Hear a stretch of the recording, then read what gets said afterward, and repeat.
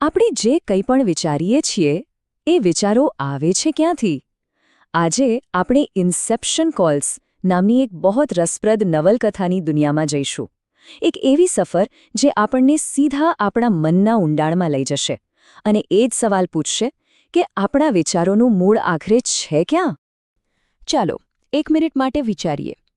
ક્યારેય એવું લાગ્યું છે કે મગજમાં કોઈ વિચાર આવ્યો હોય અને એમ થાય કે અરે, આ મારો વિચાર છે જ નહીં?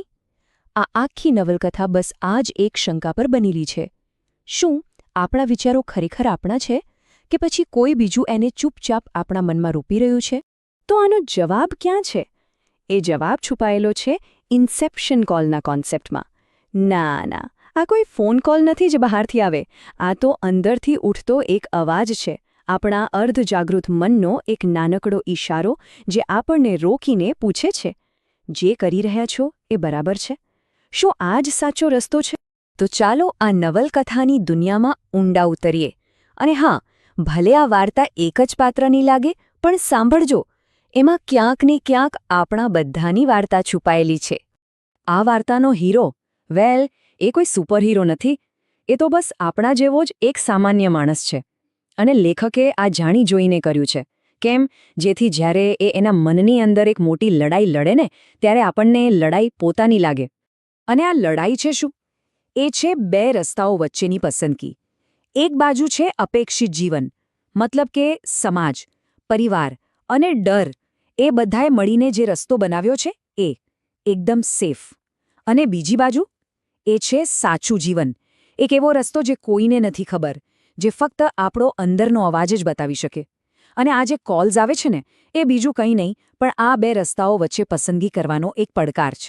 અને બસ અહીંથી જ વાર્તા એક જબરદસ્ત વળાંક લે છે. બહારની દુનિયા, એની ઘટનાઓ, બધું ધીમે ધીમે ધૂંધળું થવા લાગે છે. અને આપણે સીધા જ એ પાત્રના મનની અંદર પહોંચી જઈએ છીએ, એક એવી જગ્યાએ જ્યાં અસલી લડાઈ ચાલી રહી છે. તો આ મનનું આર્કિટેક્ચર, એનો માળખું, એ છે કેવો? ચાલો હવે આ વાર્તાના સિમ્બલ્સ, એના પ્રતીકોને ડીકોડ કરીએ. સમજીએ કે એનો ઊંડો મતલબ શું છે. આ જ ટેબલ દેખાય છે ને, એ એક રીતે આખી નવલકથાનો મેપ છે. જો, જે મુખ્ય પાત્ર છે એ આપણે પોતે છીએ, થોડા કન્ફ્યુઝડ, પણ કંઈક બદલવા માંગીએ છીએ. પછી જે અવાજ કે કોલ છે એ શું છે? એ આપણું પોતાનું અર્ધજાગ્રત મન, આપણી અંદરની સમજદારી છે. અને બાકીના પાત્રો? એ છે સમાજ અને એની અપેક્ષાઓ, જે સતત આપણને કહે છે કે આમ કરો, તેમ ના કરો. આ આખી વાર્તા તમે જુઓ તો 3 મજબૂત સાયકોલોજીકલ પિલર પર ટકેલી છે. પહેલું, આપણું મન અને એની અંદર છુપાયેલી અર્ધજાગ્રત શક્તિ. બીજું, પસંદગી અને સામાજિક શરતો વચ્ચેની સતત ખેંચતાણ, એટલે કે આપણે જે કરવા માંગીએ છીએ અને સમાજ જે કરાવવા માંગે છે એની વચ્ચેનો સંઘર્ષ. અને ત્રીજું, આંતરિક અવાજ અને જાગૃતિ, મતલબ કે આ સંઘર્ષમાંથી જ એક એવી જાગૃતિ આવે છે જે આપણને સાચા રસ્તે લઈ જાય છે. અને આ બધામાંથી એક ખૂબ જ પાવરફુલ આઈડિયા બહાર આવે છે. વિચારો, તે આપણું મન છે ને, એક ખેતર જેવું છે, એકદમ ફળદ્રુપ જમીન. અને સમાજ, આપણો ડર, આપણા અનુભવો, એ બધા જાણે માળી બનીને એમાં સતત વિચારોના બીજ વાવતા રહે છે. આનો સીધો મતલબ શું થયો? એ જ કે આપણા મગજમાં ચાણતા ઘણા બધા વિચારો આપણા પોતાના છે જ નહીં, એ તો બહારથી રોપવામાં આવેલા છે. ઓકે, તો આ તો થઈ નવલકથાની વાત. પણ આમાંથી આપણે આપણા રિયલ લાઈફ માટે શું શીખી શકીએ? ચાલો, આ બધા મોટા મોટા આઈડિયાઝને એકદમ સિમ્પલ, પ્રેક્ટિકલ સ્ટેપ્સમાં તોડીએ. એવા સ્ટેપ્સ જે આજથી જ કામમાં લાગી શકે. આ નવલકથા આપણને સેલ્ફ અવેરનેસ માટે 4 સ્ટેપનો એક રસ્તો બતાવે છે. સ્ટેપ 1, અંદરના અવાજને સાંભળતા શીખો. બહારના શોરબકોરમાં એ દબાઈ ન જાય. સ્ટેપ 2, દરેક વિચાર પર સવાલ ઉઠાવો. મનમાં જે આવ્યું એ સાચું જ છે એવું માની ના લો, એને ચેલેન્જ કરો.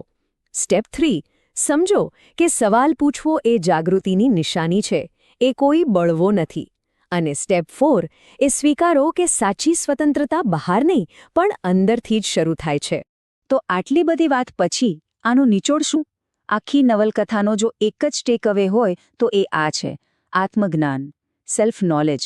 એ જ આપણું સૌથી મોટું રક્ષણ છે. જે દિવસે કોઈ વ્યક્તિ પોતાના મનને બરાબર સમજી લે, બસ એ દિવસ પછી દુનિયાની કોઈ પણ તાકાત એના પર કાબૂ ન કરી શકે. અને આ જ આખો વિચાર એક લાઇનમાં એકદમ પરફેક્ટ રીતે કહેવાયો છે. જ્યાં સુધી તમે તમારી પોતાની વિચારસરણીને ઓળખતા નથી, ત્યાં સુધી કોઈ બીજું તમારા માટે વિચારશે. અને આ આખી વાત આપણને એક છેલ્લા પણ સૌથી ઊંડા સવાલ પર લાવીને છોડી દે છે. છેલ્લી વાર ક્યારે એવું બન્યું હતું કે બહારનો બધો જ ઘોંઘાટ શાંત કરીને અંદરના અવાજને, પેલા ઇન્સેપ્શન કોલને ખરેખર સાંભળ્યો હોય?